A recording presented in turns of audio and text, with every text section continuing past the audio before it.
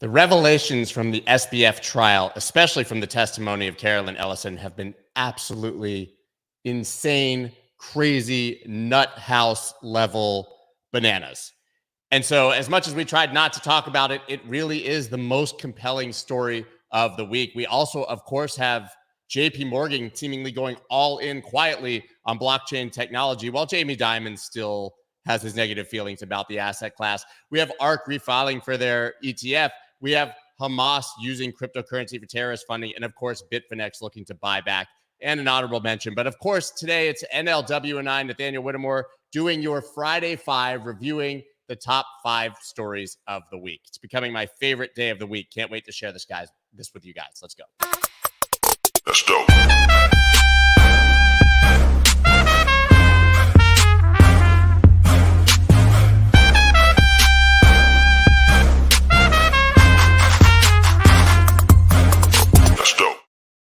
Everybody, I'm Scott Melker, also known as the Wolf of All Streets. Before we get started, please subscribe to the channel, hit that like button. Yeah, it's been kind of a crazy week, but obviously being dominated very much by the SBF trial and all the revelations about the behavior at FTX and Alameda. NLW man, how are you today? I am good. I'm having a great week, better than a lot of the weeks of people we're going to talk about today. I'll tell you that. For sure. I don't think Sam's having a great week. And there's someone else we have to give an honorable mention to who's finally having a bad week. And that, of course, is Steve Ehrlich from Voyager Digital. You guys may not have seen this, but he's being sued by the CFTC for fraud, for neglect, negligence of customer assets, for lying about FDIC insurance, for taking risky bets while saying that customers' assets were safe and they were only taking safe bets. He told this to me personally via text message and phone and on interviews almost until the last day. I was unable to withdraw crypto, unlike everyone else who could have gotten their assets out, because Voyager had done me a favor and put protection on my account that they refused to lift for 2 months that I asked them to when I saw problems with Celsius. I have a personal feeling about this, but I think the worst part, and Nathaniel, maybe as someone who's slightly outside the situation, you can give me some perspective, but the worst part is that everybody knows that Voyager declared bankruptcy to protect the executives from criminal charges, right? It was pretty clear at the time they could have just liquidated the assets. We would have gotten roughly 75 cents on the dollar, but instead, to protect themselves from suits that had already been filed, so those would be erased, and suits they knew were coming. Every insider knows this. They decided to declare bankruptcy. We ended up getting back 35% of the assets, but really 24% of the value on the day that it happened. This is a civil charge, of course, so he still is criminally protected. But to see him get in trouble anyways after doing all of that to us just to protect himself gives me extreme mixed emotions. I mean, how do you view this as, like, I guess, a third party who was not luckily a creditor to Voyager? Yeah, so a couple things. One is I think that this is going to get us nicely into, I think, the SBF case as well. The consequences for this set of executives is incredibly important for the evolution of this industry, right?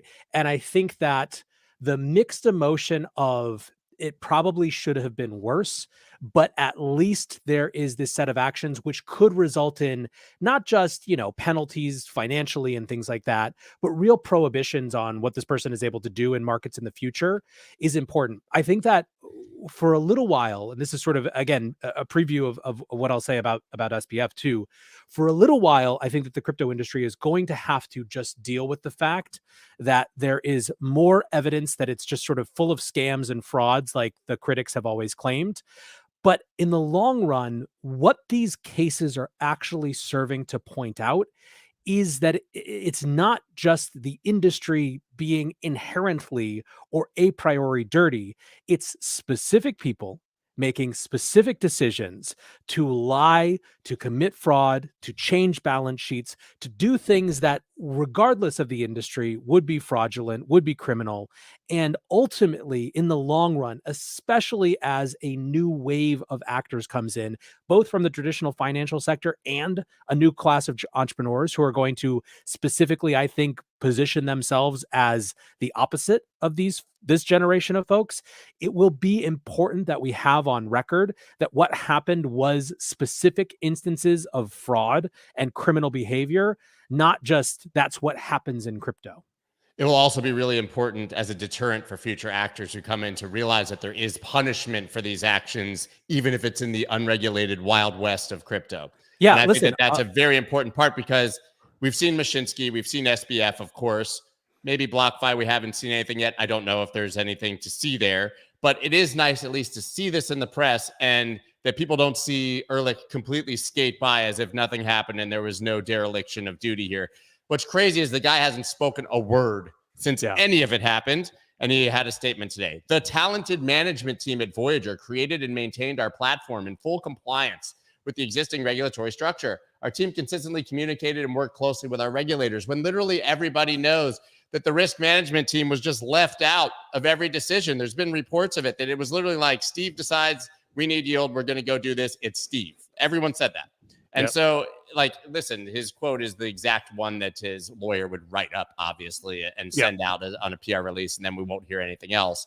But these people have to at least be punished in the court of public opinion. Even if it's not a huge fine, or if he has no money, or if he doesn't go to jail, people need to see this in the press.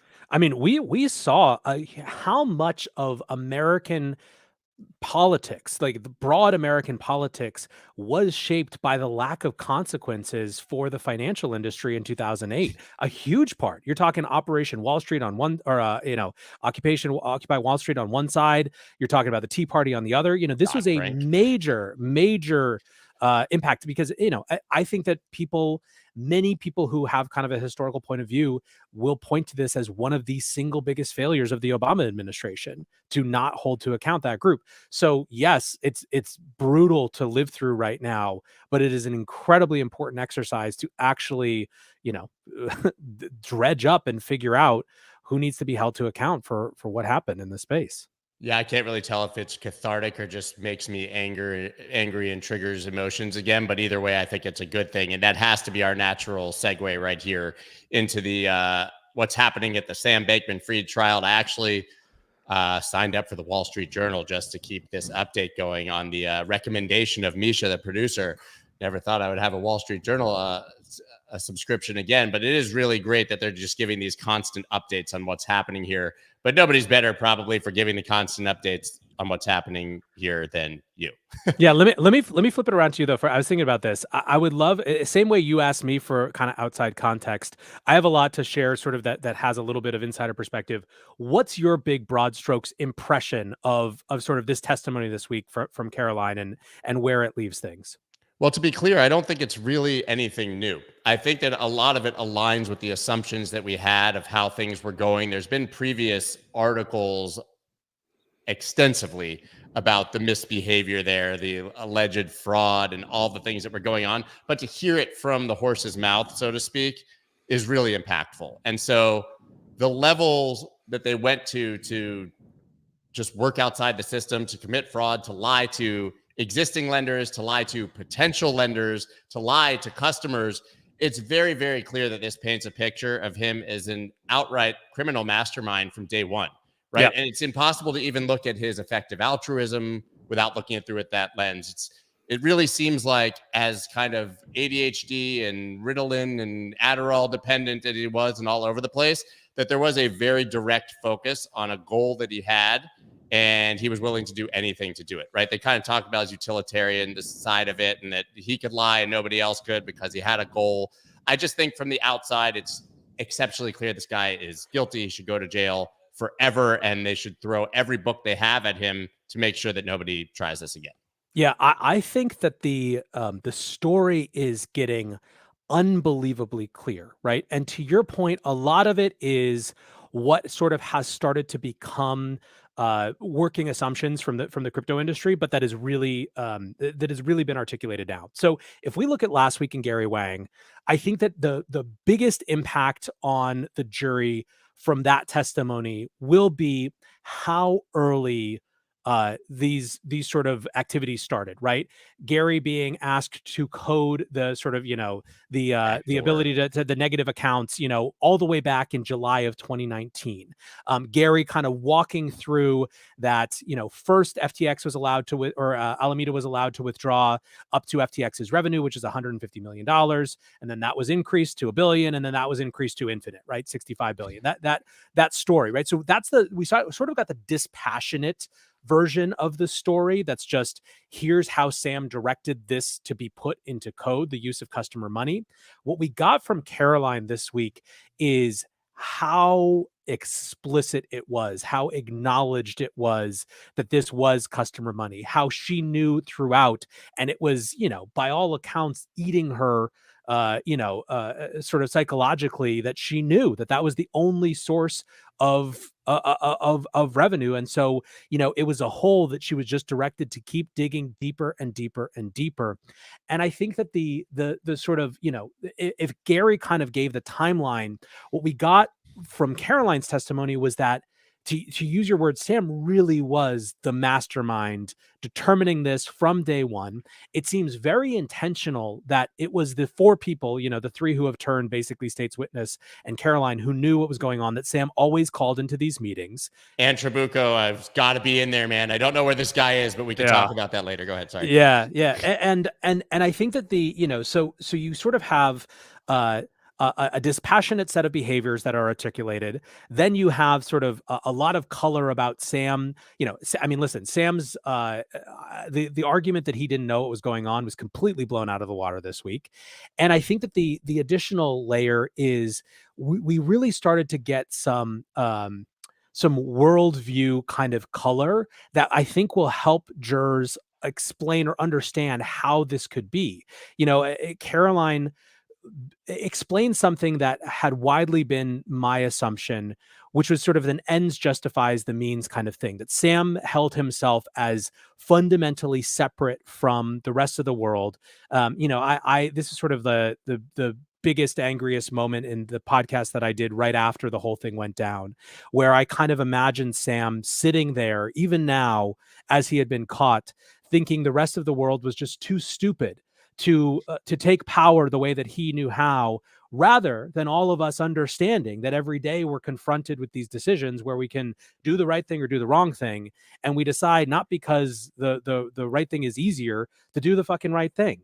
And I think that that's really what was articulated as part of this as well, that he just didn't believe in the conception of lying or fraud. There was no such thing. It was all just, would it be a positive expected value calculation on his ability to impact things? He was willing to play the most serious game, and it exploded, and this is one of the possible outcomes. So now he's got to kind of live in it. And I still believe he thinks he's innocent, to be quite honest. And one point that you made is that Carolyn really blew a hole in the idea that he was not the mastermind, right? He's saying It was her fault, pointing fingers everywhere else. What it also blows a hole in is the idea that it was a small hole, that maybe was a small mistake, and then they just sort of, tried to fill it, and it got worse and worse, and oh, woe is me. That's actually, to some degree, what I believe happened with Voyager, right? I think Steve Ehrlich, and he talked about it even in the past, we offering 9% to our customers. Well, then Doge got popular. 1 million people signed up in a day, and we had to find a way to give 1 million, now 2 million people 9%. And that sent us further down the risk curve. And the further down the risk curve you go, obviously, the bigger chance there is that you're going to blow up.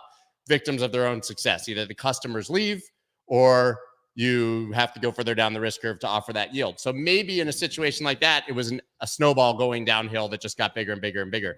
This was 2019, before even the bull market for SBF.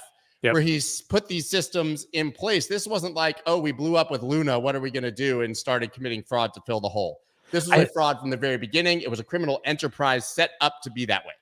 I think that when the dust settles, what will be clear is that it turns out that for Sam, it was Alameda all along. Alameda was his personal fiefdom. It was his big financial power vehicle to do whatever he wanted to do. An opaque set of accounts that he could direct to politicians, to investments, to whatever. And even ultimately, as big as FTX got, it was still a subsidiary in his mind of Alameda, which was his personal power bank, It was the and that's piggy bank for his power bank. and That's that's exactly what it was. and that's why he never even considered it was just a play to get customers to unknowingly fund his various world-changing ventures. I put that in serious air quotes there.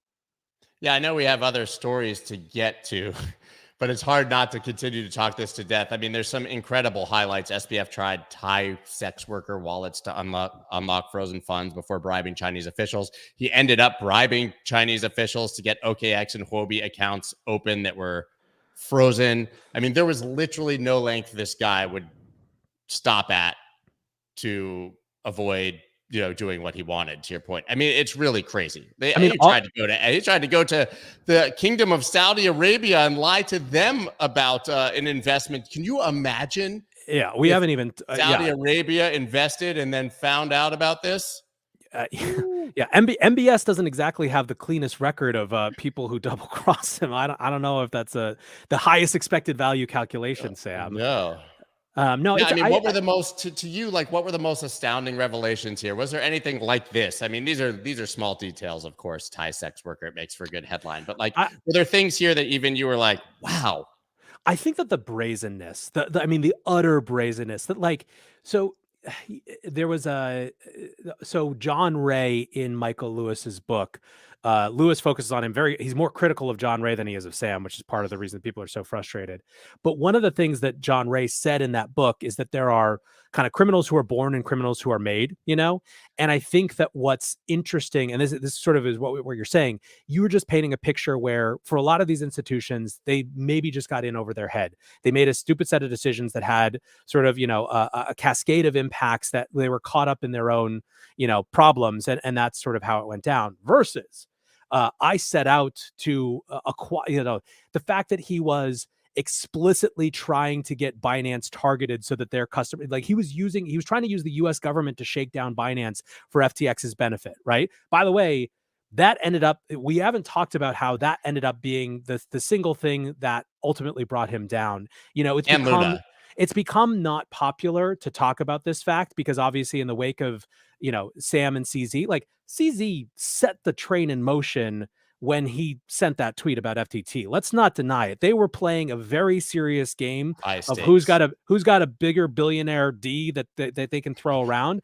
and CZ bitch slapped Sam into the next century. And it was because very clearly Sam had been running his mouth all over DC, trying to use that very inelegantly. I mean, Sam was a 2-bit mafia wannabe, basically, So I think that the brazenness really shows up. The Chinese official bribe is another area where it's just, it is not a normal behavior for a kid who's in his first CEO-ship within about a year of doing it to be willing to bribe Chinese officials. That is born criminal, is and arguably American ones as well, but we don't need to go there.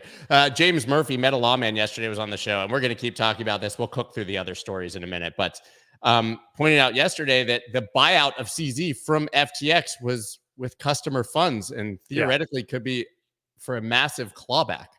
Right. Well, that's a whole thing that another dimension of this story, which is extremely problematic for other parts of this industry. I mean, the other thing, so if let's segue to the other parts of the industry implications. That's a big one, right? Is what the estate is going to do vis-a-vis that sort of Binance thing. Now, Binance is so on the ropes vis-a-vis the US. Who knows how that'll happen.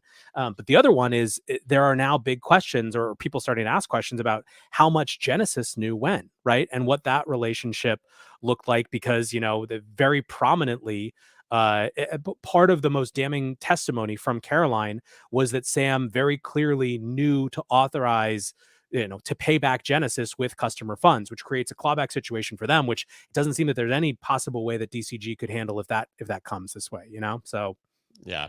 And she created 7 fake balance sheets to show to everyone, which in and of itself that put him away for this is ever. I mean, this is a crazy part of the story, that the balance sheet that triggered the whole thing, right? See, like I said, CZ threw it down the mountain with his FTT tweet, but it was started with the CoinDesk report.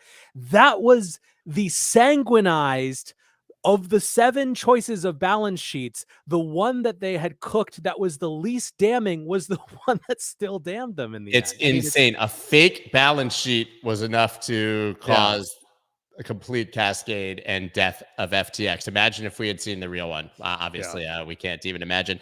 The one question that I have, I guess, last before we move on to, well, two. Do you think that we'll see any of the politicians brought up in this trial? Gary Gensler, Maxine Waters, etc. I don't think so, because the prosecution has no interest in doing that, and they've got him buried. Yeah. So yeah, exactly. So there's a couple reasons why we won't. One is that. Two, when you go after, ultimately the SDNY is not putting Congress on trial right now, even if they'd like to.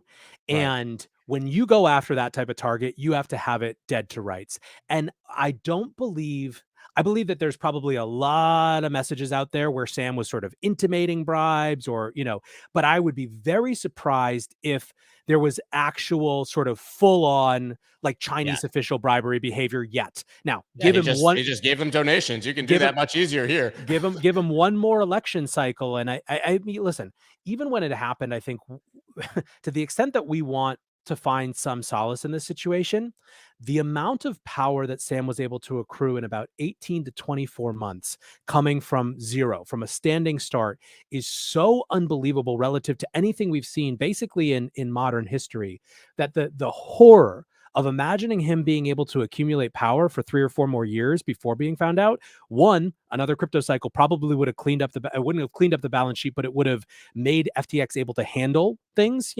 It would have gone through that sort of like, oh yeah, they were bad in the past, but like they were able to kind of clean it up.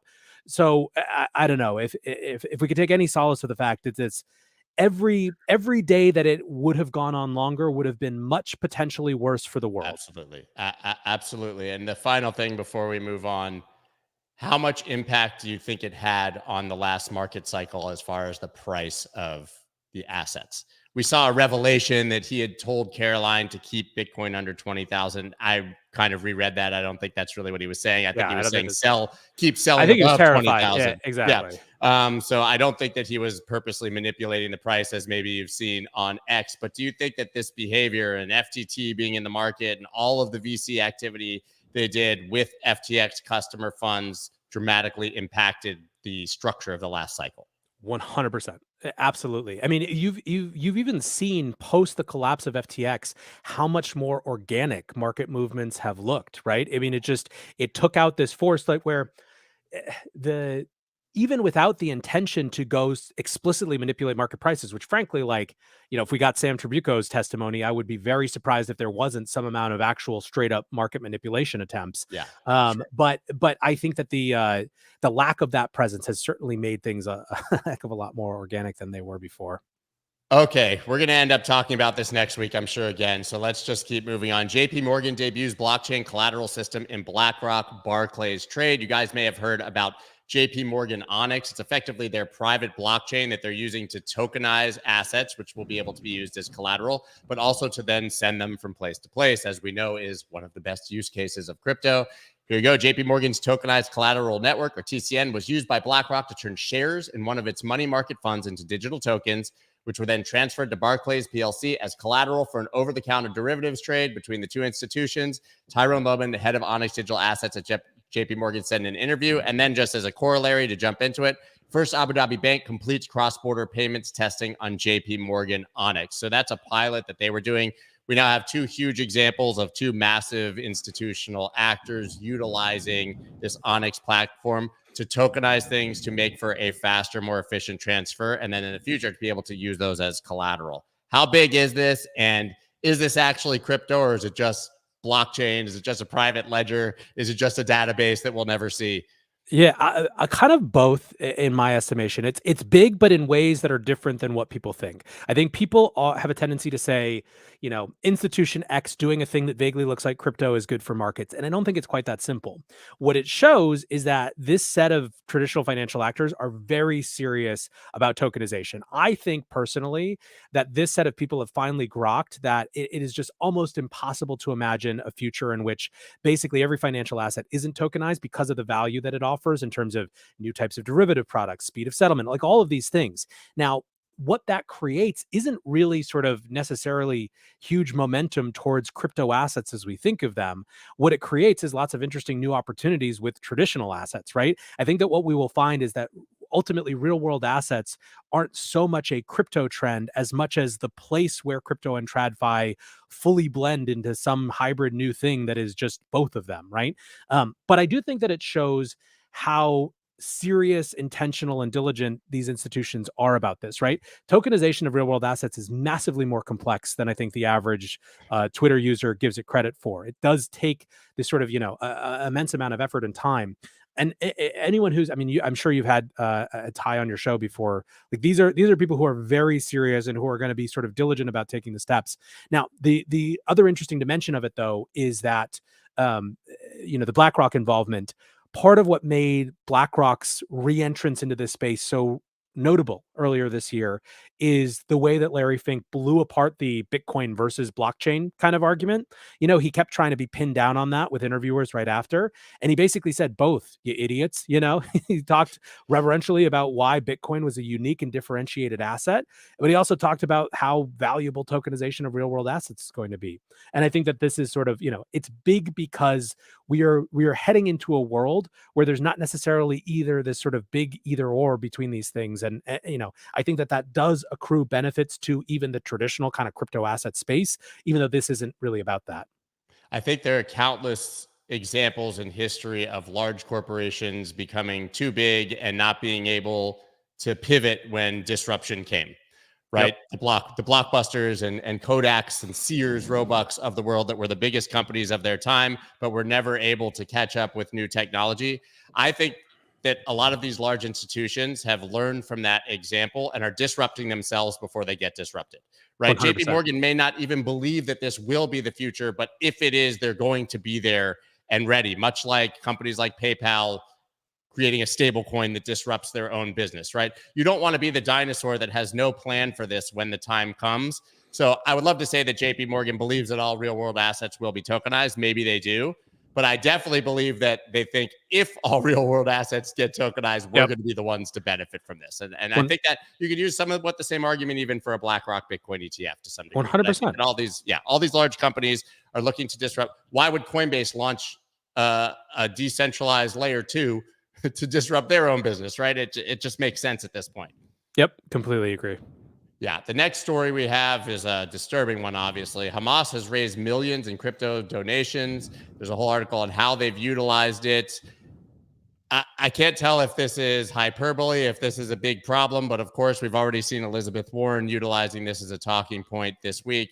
I think we all know that if there's a technology that's somewhat agnostic, it's going to be used by good and bad actors. You can't really determine who's going to use it and for what purpose. Much like if Hamas is making calls on iPhones, you don't necessarily blame Apple or go after them. But this is definitely a problem that terrorists are able to, utilize funds raised through cryptocurrency to go through with their terrorist actions. What do you make of this? My sort of, I don't even think it's really contrarian. It's just slightly different take on all of this is, it's very easy to dismiss it and say, but how much US cash did they use, right? What about the suitcases of cash from Qatar, going through Egypt's borders? It's not that those things aren't true, but it's kind of not the important part as relates to the crypto industry side of the story.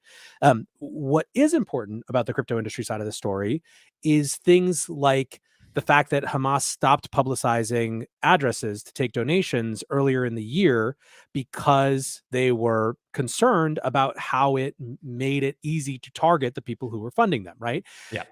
I actually think, and this is that sort of weird opinion, that as much as there's some sort of narrative blowback, the actual sort of teachable and discussable moment for serious policymakers to understand to kind of rub their nose in the worst version of this story and understand that it's more complex than just crypto equals bad guys get funding is probably net good for crypto in the sense of it having to go through this phase. Like, we need policymakers to understand the potential for these organizations to use this, but then why some of them are not, and as much as it's going to make great headlines for Elizabeth Warren to scream about her bills, there are a lot of really serious people in Congress, almost in spite of themselves, who are going to, maybe have more of a context to address this, but probably come out with something better than what she's trying to propose. So I kind of think, like, look, this is an absolutely horrifying moment. To the extent that crypto is using it, we need to reckon with that and understand that it's a part of the ecosystem, a part of the capacity of these tools. You don't get people who are living under oppressive regimes getting to use these tools to get out of their oppressive regimes without people that you don't like using them as well.